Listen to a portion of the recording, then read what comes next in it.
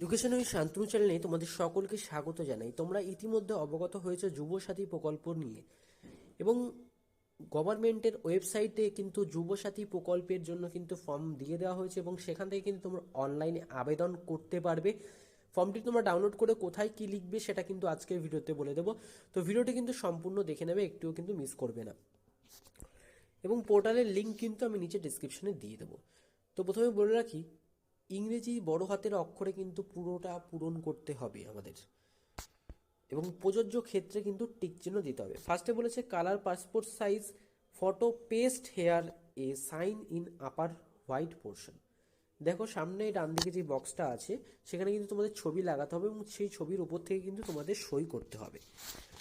Application form of Bangla Yuvasathi scheme, Bangla Yuvasathi প্রকল্পের আবেদনপত্র, দুয়ারে সরকার রেজিস্ট্রেশন নাম্বার। দুয়ারে সরকার অর্থাৎ যেখানে তোমরা গিয়ে ফর্মটা জমা দেবে সেখানকার কিন্তু রেজিস্ট্রেশন নাম্বারটা জেনে কিন্তু ওখানে বসাতে হবে, এখন কিন্তু ফাঁকা রাখবে। আধার নাম্বার, তোমাদের আধার কার্ডে যেই নাম্বারটা রয়েছে সেই আধার নাম্বারটা কিন্তু এখানে বসাতে হবে। বেনিফিশিয়ারি নেম, যে এই টাকাটি পাবে বা যে এই আওতায় নাম নথিভুক্ত করছে, তো তার নাম কিন্তু এখানে লিখতে হবে, এবং সেটাও কিন্তু আপার কেসে অর্থাৎ বড় হাতের কিন্তু লিখতে হবে সমস্তটা। এবং তোমরা তোমাদের টাইটেল লেখার পর আগে কিন্তু একটা স্পেস দেবে, অর্থাৎ তোমাদের নাম যদি মনে করো সাপোজ তোমাদের নাম কারোর হলো সন্দীপ, সন্দীপ সরকার বা সন্দীপ দাস, তাহলে সেখানে তোমরা সন্দীপ লেখার পর মিডিলে একটা স্পেস দেবে, অর্থাৎ ফাঁকা দিয়ে পরের লাইনে কিন্তু লিখবে দাস। তারপরে মোবাইল নাম্বার বলেছে, মোবাইল নম্বর এবং ব্যাঙ্ক অ্যাকাউন্ট লিঙ্ক যুক্ত। যেই মোবাইল নাম্বারটি তোমাদের ব্যাঙ্ক অ্যাকাউন্টের সঙ্গে লিঙ্ক আছে সেই মোবাইল নাম্বারটি এখানে দেবে।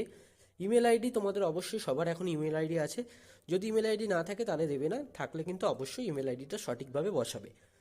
জেন্ডার, তোমরা পুরুষ হলে পুরুষ, মহিলা হলে মহিলা, যেটা মেল ফিমেল যেটা হবে সেটার উপর কিন্তু টিক চিহ্ন দেবে। ডেট, মান্থ, ইয়ার, প্রথমে তারিখ, মাস এবং বছর দিতে হবে, কত তারিখে জন্ম, কত মাস এবং কত বছর। এবং সেটা কিন্তু তোমাদের সাইডে দেখাচ্ছে এজ অ্যাজ অন 1/4/2026 ইন ইয়ার, অর্থাৎ তোমাদের 1/4/2026 এই পর্যন্ত তোমাদের জন্ম তারিখ কত হচ্ছে, 21 22 কত বছর হচ্ছে সেটা কিন্তু লিখতে হবে বছরটা। নিচে আছে ফাদার্স নেম, অর্থাৎ পিতার নাম কিন্তু বড় হাতের লিখতে হবে, এখানে সবার নামে কিন্তু বড় হাতের ফিল করবো আমরা। বড় হাতে লেখার পর সেখানে কিন্তু একটা স্পেস দেবো, যেমন করে সন্দীপ দাসের নাম লিখেছিলাম। এবং তোমাদের দেখো নিচে দেখিয়ে দিই, এখানে দেখতে পাচ্ছ ওয়েস্ট বেঙ্গল বলে লেখা আছে, এই ওয়েস্ট লেখার পর যেমন স্পেস দিয়ে বেঙ্গল লিখেছে ঠিক তেমন করেই বাবার নামটা লেখা হবে। বাবার নামে লেখার পর স্পেস দিয়ে কিন্তু টাইটেল হবে, এবং সাথে মাতার নামও কিন্তু সেই একইভাবেই হবে।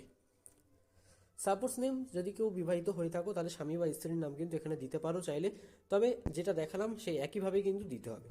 যদি তোমাদের কোনো ক্যাটাগরি থাকে, এসসি এসটি ওবিসি যদি কোনো কাজ থাকে, তাহলে কিন্তু ক্যাটাগরির উপর টিকচিহ্ন দেবে, এবং সেই সার্টিফিকেট নাম্বারটি কিন্তু অবশ্যই নিচে বসাতে হবে।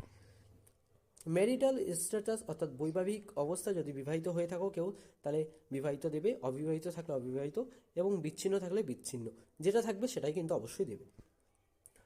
তারপর আছে কন্ট্যাক্ট ডিটেলস, হাউস বা পারমিশন নাম্বার, অর্থাৎ প্রাঙ্গণ নাম্বার, প্রিমিস নাম্বার, বাড়ির নম্বর বা প্রাঙ্গণ নাম্বার। তো বাড়ির নাম্বার এবং প্রাঙ্গণ নাম্বারটা কিন্তু তোমাদের এখানে, তো বাড়ির নম্বরটি বা প্রাঙ্গণ নম্বরটি কিন্তু অবশ্যই দিতে হবে যদি থেকে থাকে। তারপর ভিলেজ, টাউন বা সিটি রয়েছে, তোমরা কোথায় থাকো সেটা কিন্তু অবশ্যই লিখতে হবে এখানে। পোস্ট অফিস, পোস্ট অফিসের নাম্বার কী আছে এবং পিন কী আছে সেটা কিন্তু অবশ্যই লিখতে হবে। গ্রাম পঞ্চায়েত বা ওয়ার্ড নাম্বার, তোমরা কত নম্বর ওয়ার্ডে থাকো, বা যদি পঞ্চায়েতে থাকো তাহলে কত নম্বর পঞ্চায়েতে থাকো সেটাও কিন্তু লিখতে হবে। ব্লক বা মিউনিসিপ্যালিটি ক্রপ, পৌরসভা কোন পৌরসভায় থাকো, কোন ব্লকে থাকো সেটা লিখতে হবে। পুলিশ বা স্টেশন, কোন পুলিশ স্টেশনের আন্ডারে থাকো তোমরা সেটা লিখতে হবে। ডিস্ট্রিক্ট কি তোমাদের সেটা লিখতে হবে। পিন কোডটাও কিন্তু তোমাদের অবশ্যই লিখতে হবে, এবং স্টেট কোন স্টেটে থাকো, ওয়েস্ট বেঙ্গল অবশ্যই, সেটাও কিন্তু তোমাদের ফিল আপ করাই থাকছে। তো পরবর্তী পেজে তোমরা চলে যাই, দেখা যাক। পরবর্তী পেজে রয়েছে MP or equivalent examination detail. রোলের জায়গায় কিন্তু তোমরা রোল লিখবে। মাধ্যমিকের যদি অ্যাডমিট কার্ড তোমরা বের করো সেখানে কিন্তু রোল এবং নাম্বার দুটো আলাদা করে লেখা আছে। রোলের জায়গায় রোল লিখবে এবং নাম্বারের জায়গায় কিন্তু নাম্বার লিখবে, এবং কোন ইয়ারে তোমরা পাস করেছো সেটা কিন্তু পাশে লিখবে। বোর্ড, কোন বোর্ড থেকে পাস করেছো, ডাব্লিউবিবিএসসি, সিবিএসই নাকি আইসিএসসি, সেটা কিন্তু তোমাদের এখানে লিখতে হবে। এডুকেশন কোয়ালিফিকেশন বা হাইয়েস্ট শিক্ষাগত যোগ্যতা কী আছে তোমাদের, তোমরা কত অবধি পড়াশোনা করেছো সেটা লিখতে হবে। গ্রাজুয়েশন থাকলে গ্রাজুয়েশন, নাহলে হাই সেকেন্ডারি বা অন্য কিছু থাকলে সেটা কিন্তু লিখতে হবে। প্রেজেন্ট অকুপেশন, অর্থাৎ বর্তমান পেশা তোমাদের কী আছে সেটাও কিন্তু তোমাদের লিখতে হবে।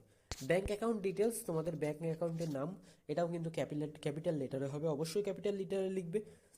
ব্যাঙ্ক ব্রাঞ্চ নেম অর্থাৎ ব্যাংকের শাখা কি সেটাও কিন্তু লিখতে হবে। ব্যাংকের অ্যাকাউন্ট নম্বর তোমাদের এখানে কিন্তু অবশ্যই লিখতে হবে। আইএফসি কোডটা কিন্তু ব্যাংকের থেকে জেনে নেবে। ব্যাংকের থেকে কিন্তু অনেক সময় আইএফসি কোড চেঞ্জ হয়ে যায়, সেটা কিন্তু কোনো রকমভাবে ভুল করবে না।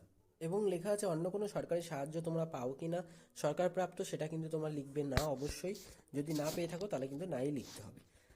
এনকারেজ এনক্লোজার লিস্ট, এখান থেকে কিন্তু যেই সমস্ত তোমাদের তালিকাগুলো নিতে হবে সেগুলো কিন্তু অবশ্যই লেখা আছে, দেখে নাও। অনুগ্রহ করে কিন্তু তোমাদের টিক চিহ্ন অবশ্যই দিতে হবে। মাধ্যমিক আর ইকুইভ্যালেন্ট অ্যাডমিট কার্ড, এটার উপর পাশে রাইট চিহ্ন দেবে। মাধ্যমিক আর ইকুইভ্যালেন্ট মার্কশিট, রাইট চিহ্ন। কপি অফ আধার কার্ডের কপি, রাইট চিহ্ন। কপি অফ ভোটার কার্ডের কপি, পাশে রাইট চিহ্ন। First page of bank passbook, পাশে রাইট চিহ্ন। যদি এসসি এসটি ওবিসি কোনো কাজ থেকে থাকে তাহলে কিন্তু সেটার পাশেও কিন্তু তোমাদের রাইট চিহ্ন দিতে হবে।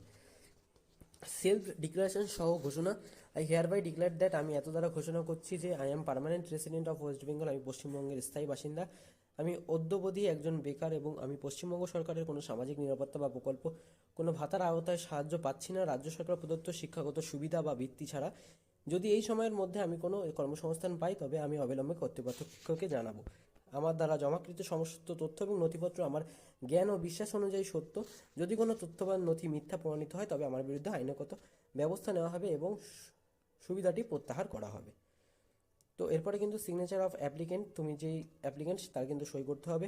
এবং দুয়ারে সরকার রেজিস্ট্রেশন নম্বরটি যেটা বলে দিলাম, ও অফিসে গেলেই তোমরা পেয়ে যাবে, সেখানে গেলে কিন্তু তোমরা পেয়ে যাবে, সেখান থেকে কিন্তু তোমরা লিখে নেবে এবং তারপর লিখে দেবে আই, তারপর নিজের নাম লিখবে, সন ডটার ওয়াইফ, এখানে চেক চিহ্ন দেবে, হ্যাভ সাবমিটেড বাংলা যুবসাথী প্রকল্প অ্যাপ্লিকেশন, যেই ডেটে তোমরা সাবমিট করছো সেই ডেটের কিন্তু তোমরা এখানে লিখবে। এবং মাই মোবাইল নাম্বার, তোমাদের মোবাইল নাম্বারটি লিখবে। আধার নম্বর যেটা ছিল তোমাদের আধার কার্ডে সেটাই কিন্তু লিখতে হবে, আর কিছু তোমাদের এখানে করতে হবে না। তো ভিডিওটি তোমাদের কেমন লাগলো তা কিন্তু অবশ্যই জানাবে। যুবসাথী প্রকল্পের সমস্ত আপডেট সবার আগে পেতে কিন্তু চ্যানেলটিকে অবশ্যই সাবস্ক্রাইব করে দেবে।